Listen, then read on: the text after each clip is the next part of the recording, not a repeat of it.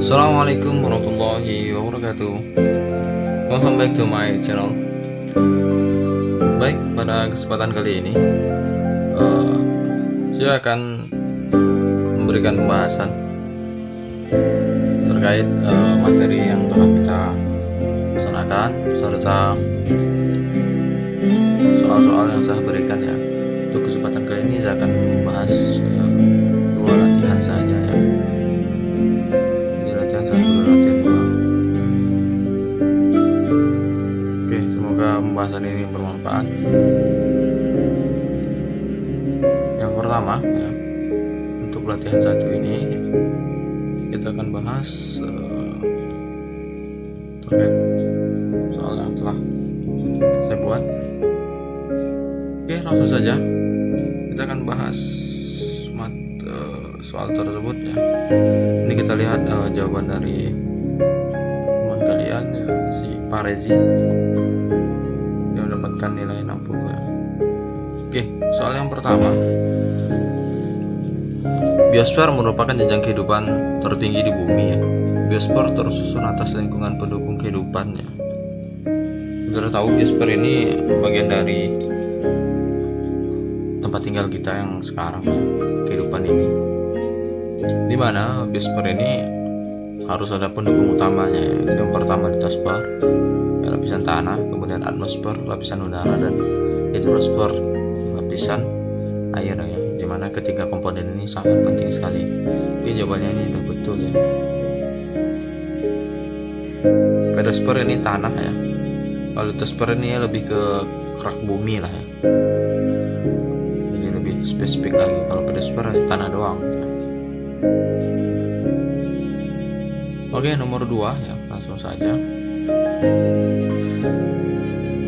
Dari gambar ini ya, perhatikan gambar berikut. Jenjang kehidupan yang bertanda X adalah, oke, yang bertanda X ini adalah bioma ya. Salah ya, jadi yang bertanda X adalah si ekosistemnya. Jadi kita urutkan. Yang pertama individu ya. Kumpulan individu disebut populasi. Kumpulan populasi ya, dalam satu daerah tertentu disebut sebagai komunitas ya. Komunitas yang sama berkumpul untuk sebuah ekosistem ya.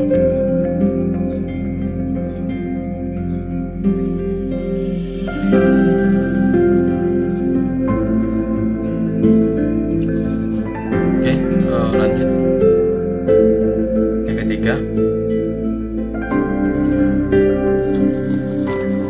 pembahasan tentang perubahan iklim global akan berdampak di lingkungan bioma ya. Contoh dampak di lingkungan bioma akibat perubahan iklim global yaitu, jadi iklim global ini biasanya dampaknya kepada mencairnya kutub ya, es di kutub. Maka proses pencairannya itu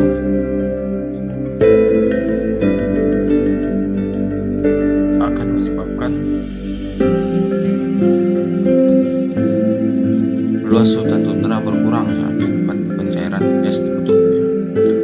Tundra ini merupakan bioma yang berada di kutub ya. Biasanya daerah ini hampir setiap tahun itu tertutup oleh salju. Ketika bumi kita panas, maka saljunya akan mencair, maka bisa terjadi banjir ya, yang besar. Yang keempat ya, lapisan biosfer merupakan tempat tinggal makhluk hidup ya. Oleh karena itu lapisan ini harus memenuhi syarat mutlak, yaitu mempunyai suhu yang kehidupan organisme ya, kurang tepatnya mampu menunjang kelangsungan hidup organisme. Ketika dia mampu menunjang kelangsungan hidup ya, suhunya normal, kemudian makanannya ada ya, airnya cukup ya. Dia lebih menyeluruh lah ya, mampu menunjang kehidupan organisme ini. Yang kelima, biosfer merupakan tempat berlangsungnya interaksi antara komponen biotik, komponen hidup, dan abiotik dan benda mati. Contoh interaksi antara benda hidup dan mati adalah rumput membutuhkan tanah ya. Rumput ini makhluk hidup, tanah benda sebagai media pertumbuhan ya. Sinar matahari dan awan sama-sama mati. Lapukan batuan sama mati. Air ya. air laut ya sama seperti sungai. Yang keenam, makhluk hidup menempati ruang yang sesuai untuk mempertahankan kehidupannya atau disebut sebagai habitat. Apabila habitat makhluk hidup mengalami kerusakan, dampak yang terjadi tempat tinggal ketika rusak, maka risiko kepunahan makhluk hidup semakin besar. Karena tempat tinggalnya ya, maka otomatis akan punah. Lanjut nomor 7, ekosistem yang mayoritas terdiri atas air sebagai habitat makhluk hidup yaitu ekosistem. Nah, ini jawabannya keliru ya. Jadi tips untuk menjawab pertanyaan seperti ini, yang pertama,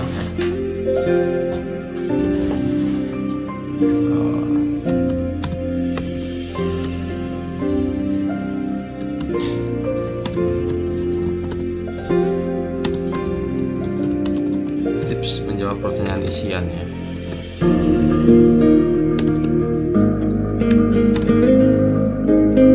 Untuk kedepannya nanti biasakan menggunakan huruf besar ya. Jadi di sini karena masih ada huruf kecil campur-campur, jadi saya siapkan jawaban yang benar ini kan ada huruf besar, ada huruf kecil ya. Kemudian sebenarnya ini keliru ya. Jadi kita lihat pertanyaannya. Ekosistem yang mayoritas terdiri atas air sebagai habitat makhluk hidup yaitu ekosistem. Jadi jawaban yang benar itu harusnya akuatik langsung ya, nggak usah ditambah ekosistem lagi. Maka kalau dijawab dengan ekosistem akuatik, jadi nanti double karena dia isian langsung dimasukkan ke sini. Ya harusnya diisi ditulis ini gitu. Kalau kalian pernah SD ya, dikasih soal seperti ini langsung diisi di sini gitu kan. Masa jawabannya ekosistem lagi gitu. Jadi cukup langsung jawab akuatik ya. Jadi maka tips yang kedua itu jawab sesuai perintah soal atau to the point lah ya. Di sini ya ekosistem akuatik, karena banyak yang jawab seperti ini ya, saya maklumi lah untuk hari ini kesempatan ini gitu, biar jawabannya betul lah ya, atau nilainya lebih tinggi. Jadi kita benarkan kalau itu super keliru ya.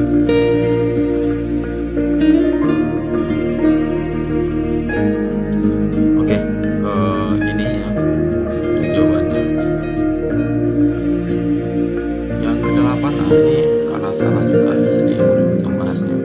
Semua organisme yang mampu membuat makanannya sendiri berupa bahan organik dan anorganik dengan bantuan energi matahari maupun proses fotosintesis disebut organisme.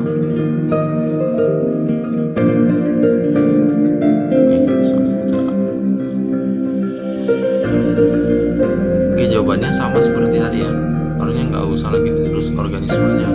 Jawabannya adalah autotrof ya. Oke, pertanyaannya kenapa jawaban si teman ini bisa salah? Nah, lihat di penulisannya ya.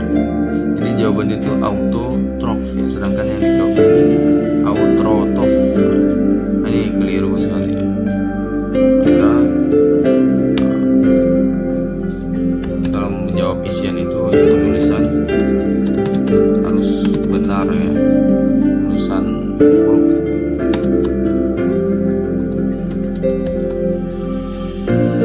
Jangan sampai keliru ya penulisannya. Ini autotrof ya, ini ya, bukan ini gitu ya.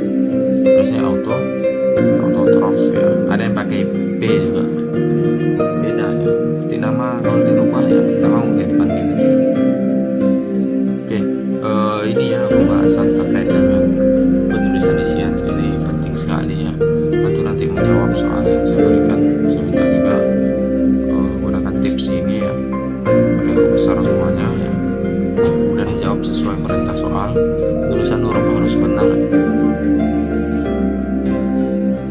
Sampai keliru seperti ini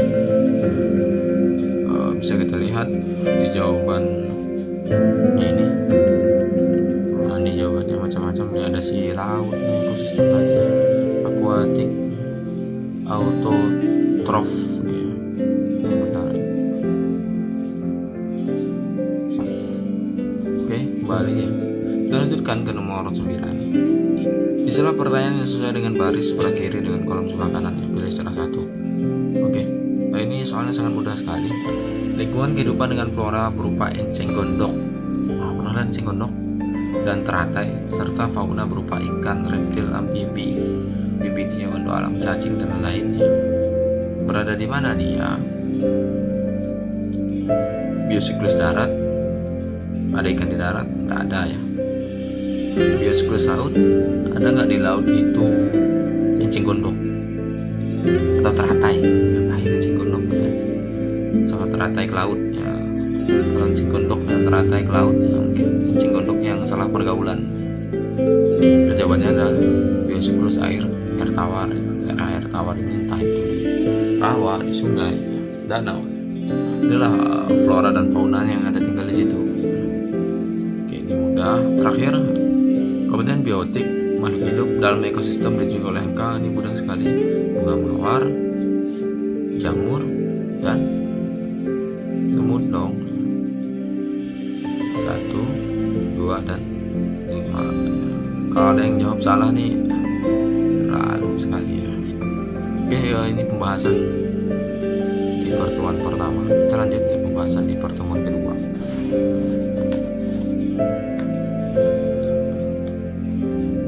Bentar.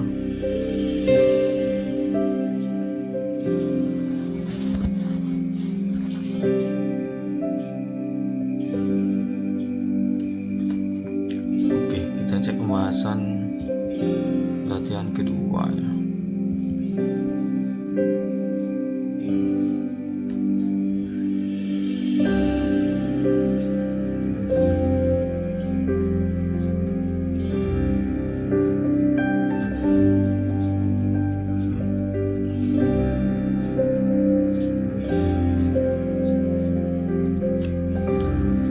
Untuk latihan pertama bisa kita cek hasilnya.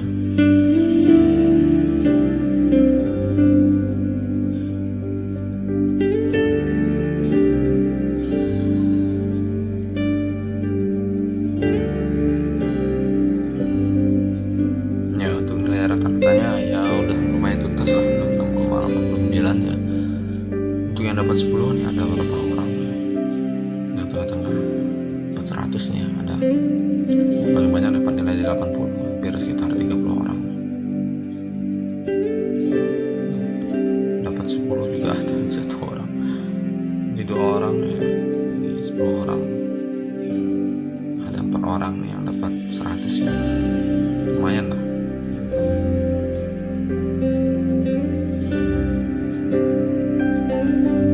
Oke, jumlah yang menjawab pun nggak terlalu banyak ya, masih siswanya juga ya memuaskan lah. Kita lanjut ke pertemuan kedua nih. Sebelum kita pembahasan, kita cek ini untuk latihan kedua ini nggak ada yang dapat nilai 90 maupun 100 ya. Dapat 80 aja nih, 2 orang dan 70. Nggak tahu nih entah terlalu susah atau gimana. Ya langsung kita bahas ya.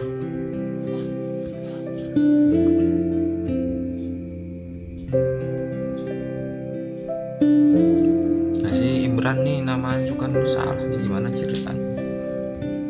Imran atau emang namanya Imran? Oke, nilainya 50 dari 100 ya. Yang pertama, flora tidak tumbuh merata di seluruh dunia karena pengaruh faktor yang tiga angka. Ini latihan kedua ini tentang faktor yang menyebabkan persebaran flora dan fauna, ya, faktor penghalang dan penyebab. Flora tidak tumbuh merata karena faktor yang pertama, ini jawabannya benar ya, karena iklim, kemudian ketersediaan air dan ketinggian tempat ya. Pembuatan ini bukan alami ya, yang ditanyakan secara alami ya.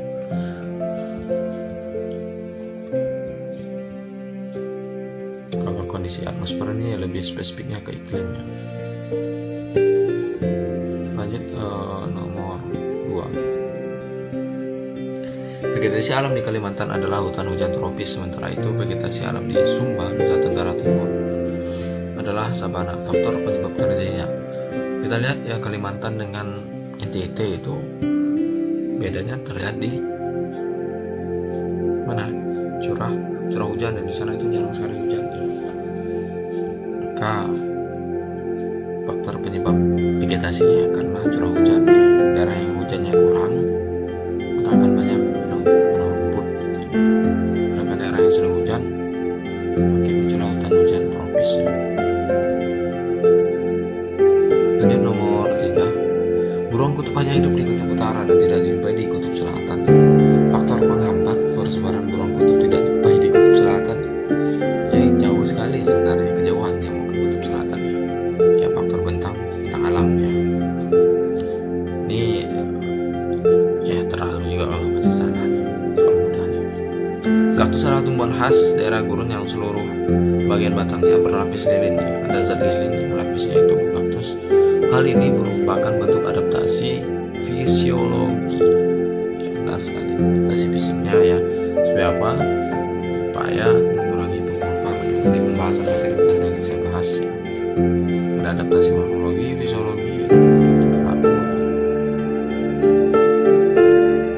Oke, soal kelima ya. Pernyataan yang menunjukkan faktor topografi berpengaruh terhadap persebaran flora dan fauna. Topografi ini berkaitan dengan ketinggian ya terhadap persebaran flora dan fauna. Maka jawaban yang benar adalah wilayah yang pada ketinggian 2.500 meter di atas permukaan laut (dpl) tidak dijumpai tumbuhan budidaya.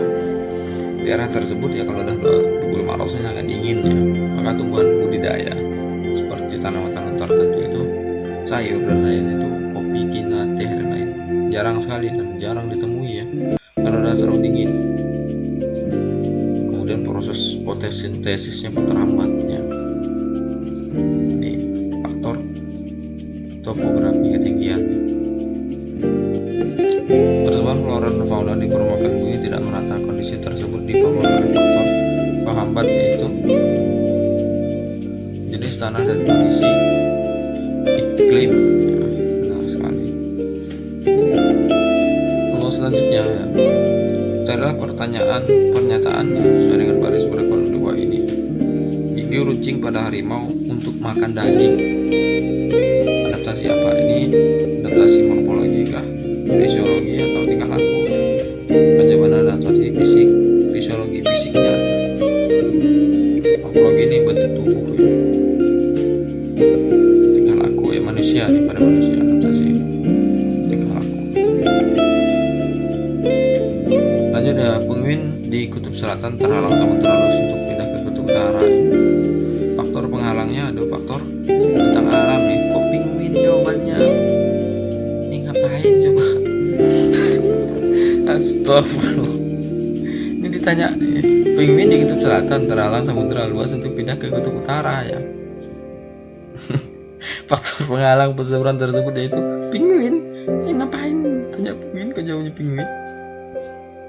Kalau penguin tahu nih mal penguinnya nih. Jawabannya adalah bentang alam ya. Ini ada juga menjawab penghalang bentang alam ya. Harusnya to the point aja gitu bentang alam, tapi nggak apa-apa lah untuk sementara. Oke, pertanyaan selanjutnya nih lebih lucu lagi nih. Perhatikan gambar berikutnya. Di manakah persebaran Arapesia arnoldi ya? Jawabannya di Kalbar. Mantap dong. Mana ada di Kalbar ya? Oke, jawabannya di Bengkulu ya. Ada yang jauh Sumatera dan Sumatera Bengkulu ya, kita benarkan ya. Ada juga menjawab di Afrika. Ngapain dia ke Afrika ya? Intinya memang di Sumatera itu ya, rata-rata ada Arapesia, tapi untuk khusus arnoldi ini ada di Bengkulu ya, daerah Bengkulu. Oke ya, demikian untuk pembahasan latihan yang kedua ini ya. Semoga bisa dimengerti.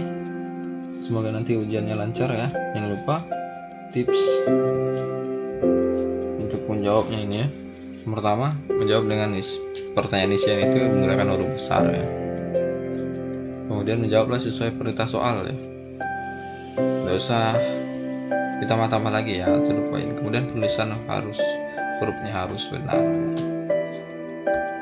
Banyak sekali ya yang saya cek itu yang keliru ya. Oke, demikian saja pertemuan kita. dalam pembahasan ini ya. Semoga bisa dimengerti. Belajar terus ya, semangat belajarnya. Terima kasih. Saya Priyadi, salam lestari, salam geografi. Assalamualaikum warahmatullahi wabarakatuh.